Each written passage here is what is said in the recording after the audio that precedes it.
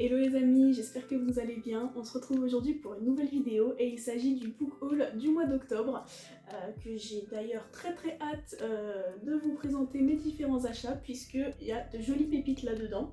Et en plus d'un book haul, je vais également profiter pour vous présenter 3 puzzles en fin de vidéo puisque même si c'est pas des livres et même si c'est peut-être pas le but premier de la chaîne, c'est vraiment une activité que j'aime de plus en plus faire et j'ai trouvé, oh là là, mais des puzzles qui sont juste magnifiques et que j'ai hâte de vous montrer juste après. Mais sans plus tarder, je vais tout de suite commencer avec les différents livres car j'ai à peu près 11 livres à vous présenter. Il y a de tous les genres, pour tous les goûts et aussi de saison, donc j'espère que ça vous plaira et je vous laisse tout de suite avec la suite de la vidéo. On va tout de suite commencer avec le premier livre qui est un livre que m'a offert mon copain lorsqu'on s'est baladé à un Cultura qui a ouvert tout près de chez nous. Déjà rien que ça. Mais du coup, il m'a très gentiment offert ce livre qui donc est La vie invisible d'Adi Larue de V.I. Schwab aux éditions Lumen dans l'édition collector qui est juste magnifique. Voilà, je vous montrerai rapidement, mais je pense que vous l'avez déjà vu sur les réseaux ou quoi, mais cette édition est juste magnifique et comme je n'ai pas encore découvert cette histoire qui apparemment est magnifique, je me suis dit qu'avec un objet livre aussi beau, c'était peut-être le meilleur moment. Et du coup on va suivre dans ce livre, si jamais vous ne connaissez pas l'histoire ou le pitch, on va suivre en fait un peu la vie d'Adi Larue qui va sceller un pacte avec le diable pour pouvoir vivre éternellement, mais en contrepartie, elle va devoir subir en fait le fait que personne ne se souvient jamais d'elle et personne ne retient son prénom. Et donc on va la voir évoluer à travers les années, les siècles, avec cet aspect fantomatique puisque personne ne se souvient jamais d'elle ni de son prénom, jusqu'au jour où elle va rencontrer quelqu'un qui apparemment la reconnaît. Et voilà, j'en sais pas bien plus, hein, c'est simplement un résumé du résumé, si je puis dire. Mais vraiment, j'en ai entendu que des très bons avis, il y a que enfin pas que, mais il y a énormément de coups de cœur pour ce roman-là. Et du coup, j'ai hâte de le découvrir et je pense notamment que l'automne-hiver, c'est un peu la saison parfaite. Ensuite, toujours de la part de mon copain, il m'a acheté le Grimoire d'Elphie, le tome 2, donc Le Dit des Cigales, fait par Arleston, Alouette et Minnie Ludwin et publié aux éditions Dracou, qui du coup est la suite, comme le tome 2 l'indique, la suite du tome 1, mais on va suivre une nouvelle aventure de Elphie et de ses deux sœurs qui vont se balader cette fois-ci du côté de la Provence et qui vont aider un ancien ami de leur mère. Et en fait, j'avais déjà beaucoup aimé le premier tome, autant pour l'histoire que pour les illustrations qui sont juste sublimes, et surtout pour le fait aussi que ça se passe en France, mais à des endroits situés en France. Et du coup, je trouve ça super sympa de faire à chaque fois un petit peu différents endroits de la France. Donc là, c'est du côté de la Provence, et je sais que le tome 3 qui va sortir d'ailleurs courant novembre, si je dis pas de bêtises, va se passer en Alsace, et notamment pendant la période de Noël. Du coup, j'ai hâte de me procurer celui-là aussi, mais voilà, j'ai eu la chance que mon copain m'ait offert ce tome 2 et que j'ai déjà lu et pour lequel mon avis arrive très bientôt sur Instagram, c'est-à-dire, enfin bon, il sera peut-être déjà sorti au moment où vous verrez cette vidéo. Du coup, je vous invite, si vous le souhaitez, à aller me suivre sur Instagram pour avoir ce petit avis sur cette bande dessinée, mais vraiment, c'est une saga que je pense suivre assidûment et que je trouve juste géniale. Ensuite, je vais vous montrer 2 autres romans que j'ai eu la chance d'obtenir de la part de la maison d'édition Ozouf, puisque j'ai gagné le concours qu'avait organisé Emma de la chaîne La Bouquinade pour remporter la nouvelle parution de Ozu qui est Kintsugi, le fil doré de ma vie, qui est d'ailleurs juste là, donc écrit par Mathilde de Paris et donc publié aux éditions Ozouf. Et en remportant ce concours-là, je remportais le livre, mais aussi une rencontre en petit comité avec l'autrice et un atelier Kintsugi, qui est du coup comment dire, c'est pas un loisir créatif, mais en tout cas, c'est une technique japonaise qui vise à réparer la porcelaine, la céramique, de la laque et de la poussière dorée pour reconstruire donc le bol, l'assiette, voilà, ce qui a été cassé, en sublimant les cassures et les fissures plutôt qu'en voulant effacer ça, puisque ça a été cassé, mais c'est réparé, et autant le sublimer, c'est un peu la philosophie du kintsugi. Et du coup, j'ai eu la chance de rencontrer l'autrice du livre, de remporter le livre, et d'effectuer un atelier sur cette technique-là. Vraiment, c'était génialissime. Alors, vous pouvez le voir d'ailleurs, c'est ma lecture en cours. J'en suis d'ailleurs, il ne me reste plus que ça à lire, hein, donc très peu. Et j'adore actuellement ma lecture en cours qui est vraiment très bonne, avec l'histoire de Lorna qui va subir un jour une cassure dans sa vie puisque sa mère va disparaître et elle va devoir apprendre à vivre avec, elle va devoir apprendre à continuer, à ce que la vie malgré tout continue d'avancer et continue à se dérouler, mais qu'elle, elle a cette cassure en elle et il faut qu'elle apprenne à vivre avec, autant pour elle que pour Ebony, sa petite sœur, et que pour son père, pour que la famille puisse faire face et continue d'avancer malgré tout. Donc vraiment une très très bonne lecture. Je l'ai pas encore terminé mais je vous le conseille déjà vivement. Je le trouve super émouvant, super poignant et c'est une très très bonne lecture. Mais du coup, à la fin de cet atelier, j'ai également eu la chance de repartir avec un deuxième livre qui est Cache-Cache Mortel de Nate Kernosek, qui est donc un petit livre jeunesse qui est paru le 7 octobre et qui est en fait un livre jeunesse d'horreur, un peu dans la même veine que Chair de poule, et qui va être parfait pour la saison d'Halloween. On va suivre en fait l'histoire de Holly et de son frère qui à la base faisait un cache-cache et se retrouve à être pourchassés par une créature très effrayante qui ne doit absolument pas les retrouver et ni les rattraper, sinon ils vont se retrouver piégés dans un monde complètement effrayant. Et donc va s'en suivre ce fameux cache-cache mortel. Donc j'ai hâte de lire ce petit jeunesse. Bon, il est pas très épais, hein, il pourra se lire assez vite. Et je pense peut-être même me le faire pour ce week-end, pour Halloween complètement. Et j'ai hâte de découvrir ce petit roman jeunesse. On va maintenant passer un petit peu à tout ce qui est mes achats perso. Et pour rester un peu dans la veine Halloween, automne, spooky, tout ça, je me suis acheté 2 livres jeunesse, donc qui sont L'Hôtel de la Dernière Chance et Le Café Coupe-Gorge. Je crois que j'avais présenté dans ma précédente vidéo, si je dis pas de bêtises, qui sont 2 livres écrits par Nikki Thornton, publiés aux éditions Michel Lafon, qui font partie d'une trilogie. Donc il me manque Le Phare du bout du monde, il me semble le titre, qui est le second tome, mais qui normalement peuvent se lire indépendamment, et qui sont en fait des livres à l'ambiance un petit peu spooky, avec plein de créatures loufoques, beaucoup de magie, ce genre de choses. Donc je me suis dit que ce serait parfait pour la saison, et j'ai hâte de au moins lire pour cette saison le premier tome, et voir ce que ça donne. Donc voilà.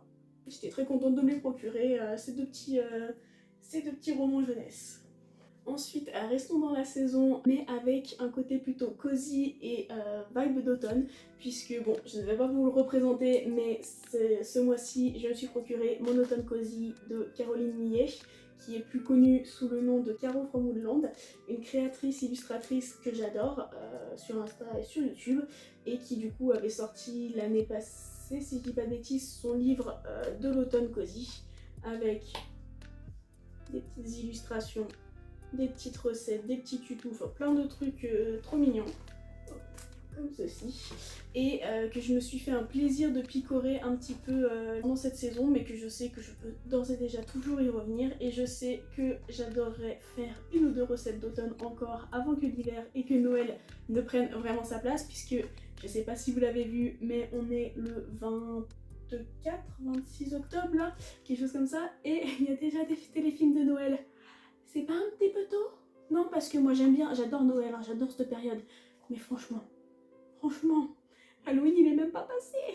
Donc bon, en attendant, moi je reste toujours dans ma vibe un peu automnale et j'ai qu'une hâte, c'est de me faire des petites recettes et de continuer à utiliser ce très très joli livre et à relire et reprofiter de ces superbes illustrations. Ensuite, ce mois-ci, je me suis aussi procuré 2 belles rides de chez De Saxu. Puisque si vous suivez un peu leur parution, vous n'êtes pas sans savoir que cette fin d'année est bien remplie de sorties de Saxu qui n'ont sans cesse été repoussées. Mais en tout cas, moi je me suis procuré la suite de Serpent and Dove, qui est donc Blood and Honey de Shelby Maureen, donc comme je disais aux éditions de Saxu. J'avais beaucoup apprécié la lecture du tome 1 de Serpent and Dove avec les personnages de Lou et Reed, que au début je ne pensais pas accrocher, au finalement si, j'ai bien aimé. Du coup je me suis dit bah je vais me prendre le tome 2, hein, hâte de voir. Donc moi j'ai pas pris les éditions collector puisque j'étais pas sûre que ça allait me plaire au début, et puis même ça reste un budget et c'est toujours compliqué de les avoir en précommande ou à la sortie. Donc je suis partie sur des brochets classiques, mais qui sont quand même des jolies brutes et quand même des couvertures qui sont pas dégueu. Donc j'ai hâte de parcourir ce tome 2, de voir s'il y a un peu plus d'action que dans le premier tome, et si c'est... Enfin, quoique dans le premier tome, il y avait déjà pas mal d'action, hein, si ma mémoire est bonne. Donc non, mais bon, hâte de voir d'avoir ce tome 2, je pense peut-être le lire d'ici la fin de l'année, mais peut-être pas tout de suite. quoique, il fait quand même bien l'automne, non? Et ensuite, toujours chez Deux Actu, j'ai enfin réussi à mettre la main sur La maison au milieu de la mer céruléenne de T.J. Klune. C'est un livre pour lequel ça fait peut-être des semaines, pour pas dire des mois, que je cherche à me procurer, mais qui était introuvable. Donc je pense qu'il n'avait pas été réédité tout de suite, mais pour lequel j'ai entendu énormément de coups de cœur, de bons avis, beaucoup de positifs. Donc j'ai hâte de découvrir celui-ci. Et quand j'ai réussi à le trouver à Gilbert Joseph, j'étais comme une petite dingue, donc je me le suis pris directement. Et donc c'est pas une des dernières sorties ou des parutions les plus récentes de Deux Actu, mais c'est vrai que j'attendais le moment où j'allais pouvoir trouver ce livre, et du coup j'étais bien contente de me le procurer. Donc voilà. Et enfin pour ce qui est du book haul, donc des livres que je me suis procuré ce mois-ci, j'ai également acheté 2 petits poches de contemporains adultes. Donc d'un côté on a Tant que le café est encore chaud de Toshikazu Kawaguchi et édité ici chez Le Livre de Poche. Et de l'autre côté, La bibliothèque des bienheureux de Kalikis, publié chez Hauteville, qui sont 2 petits poches, pas très... Bon, que celui-là est quand même pas mal à peine, mais celui-là est assez court, qui vont se lire, je pense, assez rapidement, mais qui me tentaient bien. En temps normal, c'est pas trop un genre que je lis, d'autant plus contemporain, mais d'autant plus adulte. Donc c'est vrai que c'est rarement vers ce quoi je me tourne. Pourtant, de temps en temps, quand on a des titres un peu sympas comme ça qui m'interpellent et qui m'appellent, bah, je me dis pourquoi pas, hein, on va essayer, ça fait toujours plaisir de changer de genre. Donc j'ai pris ces 2 petits-là, j'ai hâte de voir ce que ça donne. Celui-ci pour l'hiver, ça va peut-être pas trop mal. Après celui-là, je pense que j'attendais peut-être le printemps prochain. La bibliothèque des bienheureux, je sais pas, ça me donne plutôt un mood de printemps. Donc à voir. Mais bien contente d'avoir trouvé ces 2 petits poches et j'espère que l'histoire me plairont. Et pour finir cette vidéo, alors c'est pas du livre, mais c'est une autre activité que j'aime beaucoup faire à part la lecture, surtout en automne-hiver où on reste chez soi assez souvent et où on passe des soirées un petit peu tranquilles à la maison. Je me suis procuré 3 jolis puzzles que j'avais envie de vous montrer, tout simplement. Alors j'ai 2 puzzles qui sont avec une vibe automne, cocooning un petit peu, et un puzzle que j'ai pris d'avance pour cet hiver, et notamment pour la période de Noël, puisque c'est un puzzle de Noël, mais je vais vous les montrer tout de suite. Alors, je me suis pris ce joli puzzle ici, qui est un hibou, qui est de la marque Hibou, et qui est, si je ne me trompe pas, Hike in the Woods, donc la randonnée dans les bois, avec de magnifiques champignons géants, des petits animaux, enfin bref, quelque chose de très mignon. Donc j'étais très contente de me procurer celui-ci. Je me suis acheté un 2e puzzle, mais qui est en cours d'assemblage, donc je peux pas vous le montrer comme ça ici, il est en bas.